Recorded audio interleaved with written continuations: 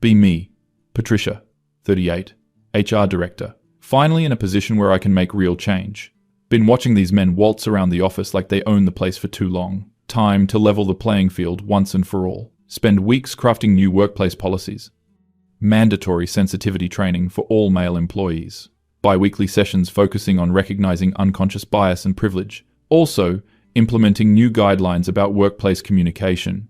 Men can no longer interrupt women in meetings without written justification. All male-dominated social activities, like fantasy football leagues, are now banned. Create anonymous reporting system for microaggressions. Feeling pretty good about finally addressing the systemic issues here. Call all-hands meeting to announce the changes. Watch the men's faces drop as I explain the new requirements. Especially love seeing Dave from engineering look absolutely livid. He's always been the worst offender with his casual mansplaining. Meeting ends with lot of grumbling, but whatever. They'll adapt, or they can find somewhere else to work. First sensitivity training session scheduled for Monday. Mandatory attendance. No exceptions. Spend weekend preparing materials about toxic masculinity and workplace equity. Monday arrives and walk into conference room. All 15 male employees sitting there looking like they'd rather be anywhere else. Start presentation about how traditional masculine behaviors harm workplace dynamics. Not even 10 minutes in when Dave raises his hand. Patricia, can I ask what prompted this specific training? Here we go. Dave. This is about creating a more inclusive environment for everyone. But why is it only mandatory for men? Shouldn't inclusivity training include all employees? Typical male deflection. Because men are the ones who need to examine their privilege and unconscious biases. See him exchange glances with Adam from sales. Continue presentation about microaggressions and implicit bias. Halfway through when Tom from IT interrupts. Patricia, I have to say this feels pretty targeted and frankly discriminatory. Roll my eyes internally. Tom, you're proving exactly why this training is necessary with that defensive response. I'm not being defensive. I'm pointing out that mandatory training based solely on gender seems problematic. Other men starting to nod and murmur agreement. This is exactly the resistance I expected. Gentlemen, this kind of pushback is precisely the issue we're addressing. Spend next hour going through scenarios about mansplaining and workplace interruptions. Can practically feel their resentment radiating across the room. Good. They need to sit with their discomfort. End session. By assigning homework about examining their privilege, watch them file out without making eye contact. Feeling accomplished about shaking up their comfortable little bubble. Next day, Dave storms into my office, face red with anger, clearly worked up about something. Patricia, we need to talk about yesterday's training. Of course, Dave. What specific aspect would you like to discuss? The whole damn thing. You sat there for an hour telling us we're inherently biased and problematic because we're men. Lean back in chair, prepared for this conversation. I presented research-based information about unconscious bias patterns. You literally said that men interrupt women because we don't value their opinions. That's what the data shows, Dave. The data? Patricia, you made sweeping generalizations about half the workforce based on our gender. He's getting louder now, really losing his composure. You told us our natural communication styles are toxic masculinity. Dave, perhaps if you approach this with more openness instead of defensiveness. I'm not being defensive. I'm being discriminated against. Classic male victim complex. You assigned us homework about examining our privilege like we're children in detention. The homework is designed to foster self-reflection. It's designed to shame us for being men, stand up to assert authority. Dave, this reaction is exactly why this training is necessary. No, Patricia, this training is unnecessary because you're solving a problem that doesn't exist by attacking people based on their gender. He's practically shouting now. You banned our fantasy football league because it's male-dominated exclusionary behavior. Group activities should be inclusive. It was open to everyone. Sarah from accounting was in our league for 3 years. That's beside the point. You created a reporting system where people can anonymously accuse us of microaggressions. It provides a safe space for people to voice concerns. It's a system for people to make unprovable accusations against us. He slams his hand on my desk. Patricia, you've created a hostile work environment for men, and you're calling it progress. Time to shut this down. Dave, if you can't handle examining your own biases, then maybe you should consider whether this company is the right fit. His face goes completely pale. Are you threatening my job because I disagreed with your training? I'm suggesting that employees who resist diversity initiatives might not align with our values. Watch him storm out of my office. Probably going to complain to the other men. Whatever. They'll get used to the new reality. Few days later, Tom from IT requests meeting. Walks in, looking serious, like he's prepared for confrontation. Patricia, I want to discuss the new policies you've implemented. Which specific policies, Tom? All of them, but especially the communication guidelines. Here comes another mansplain session. You've essentially made it against policy for men to disagree with women in meetings. That's not what the policy says. It says men can't interrupt women without written justification. What constitutes an interruption? Didn't expect him to get into the specifics. Well, it's when you cut someone off while they're speaking. But who determines if someone was finished speaking? What if there's a natural pause? These men always trying to find loopholes. Tom, the policy is about respect and ensuring women's voices are heard. But what about when women interrupt men? Is that also against policy? Tom, women have been systematically silenced in workplace environments. That doesn't answer my question. Are women subject to the same interruption policy? Getting frustrated with his literal interpretation. The policy addresses a specific power dynamic, so it only applies to men interrupting women, not the other way around. Tom, you're missing the bigger picture here. No, Patricia. I'm asking for clarification on a policy that affects how I can communicate at work. He's leaning forward now, getting more animated. You've made it so I have to think about my gender before I speak in any meeting. Maybe that level of mindfulness is exactly what's needed. Mindfulness? Patricia, I have to calculate whether my participation in discussions might be perceived as aggressive or mansplaining. If you're worried about mansplaining, then maybe examine why you feel the need to explain things to women. See his jaw clench at that. I explain things to everyone when it's part of my job in IT support.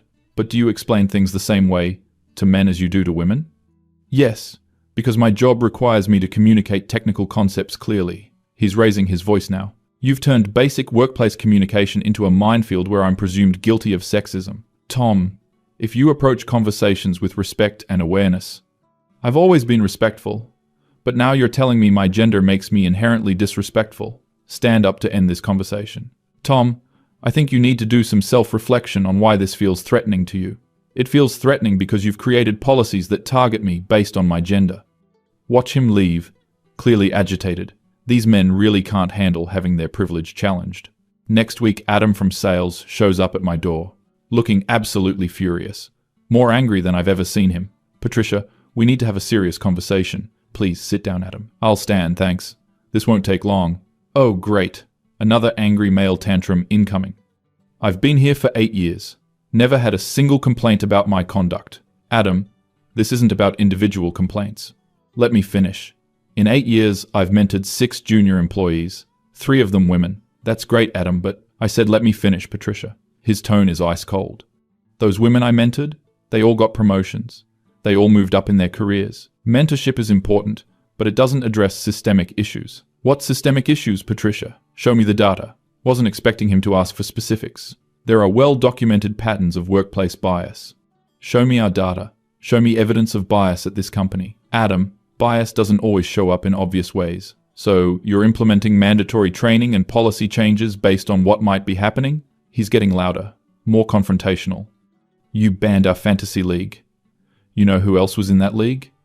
Jennifer from marketing, Lisa from finance, Rachel from customer service. The activity had exclusionary elements. What exclusionary elements? We literally recruited people to join. Slam my hand on desk. Adam, you're being deliberately obtuse about the issues. No, Patricia, you're being deliberately vague about your justifications. He starts pacing back and forth. You implemented anonymous reporting for microaggressions. You know what's a microaggression now? Any behavior that subtly communicates bias. According to your training materials, making eye contact with women is potentially aggressive. That's taken out of context. And not making eye contact shows disrespect. You've made it impossible to interact normally. Getting really tired of his hyperbole. Adam, you're exaggerating the guidelines. Am I?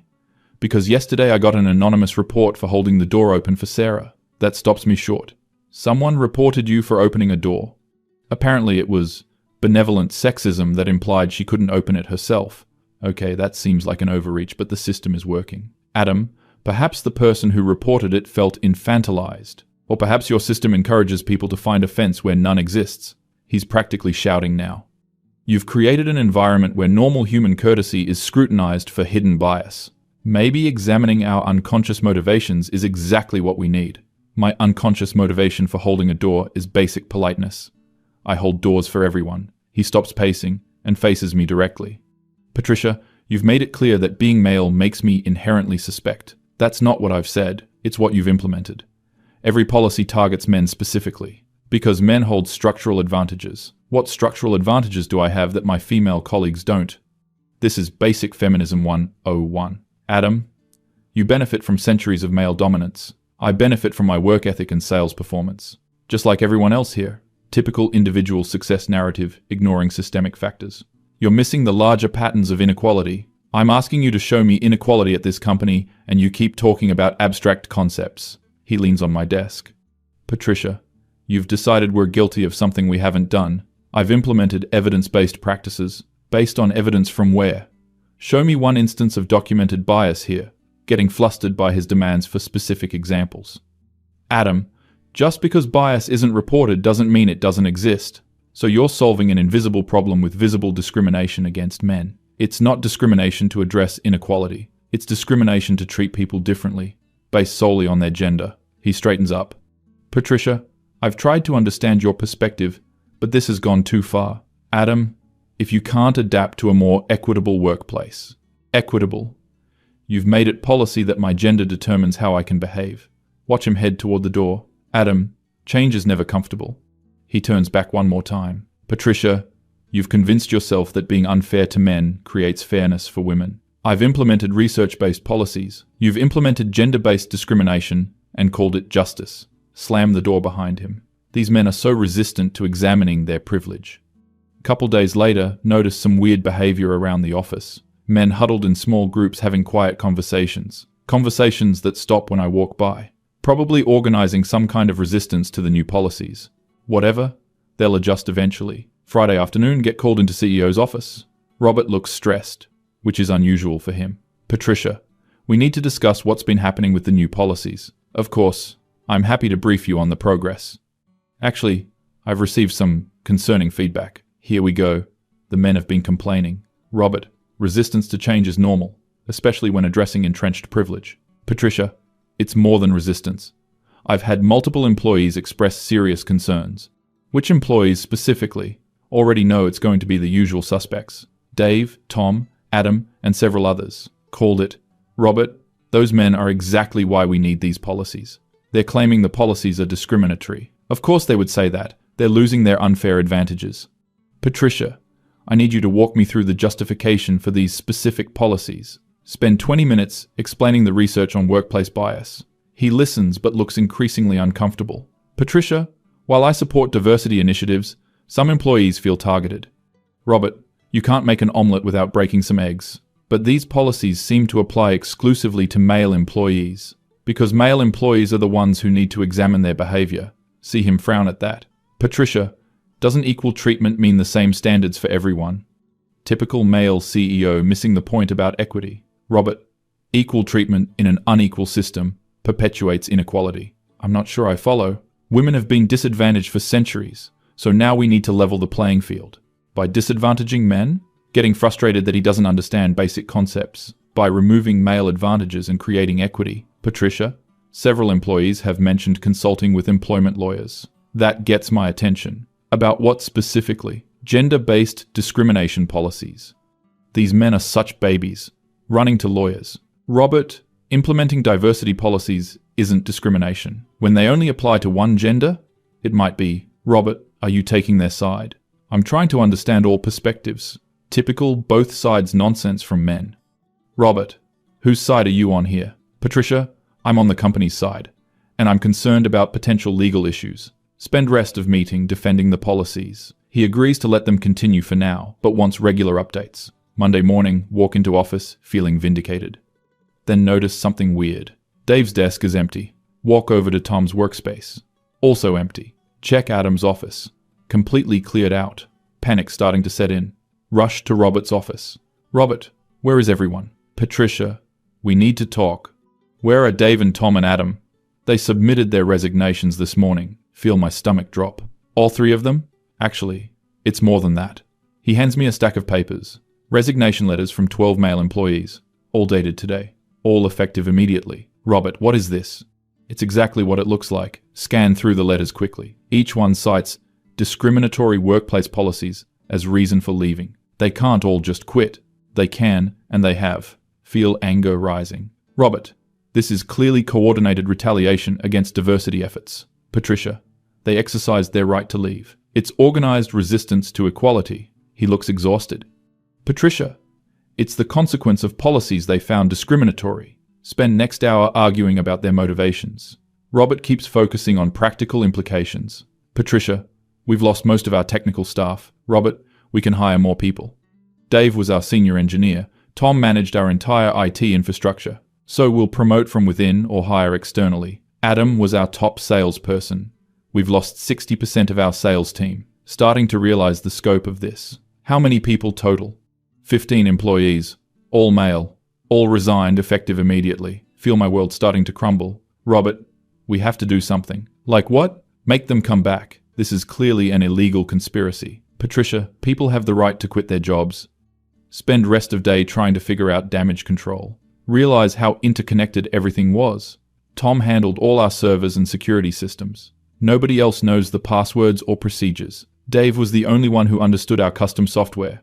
Adam had relationships with all our major clients. By Wednesday, the reality is sinking in. Servers going down, with no one to fix them. Clients calling asking where their sales rep is. Projects stalled because key technical knowledge walked out the door. Robert calls emergency meeting. Patricia, we need to discuss immediate steps.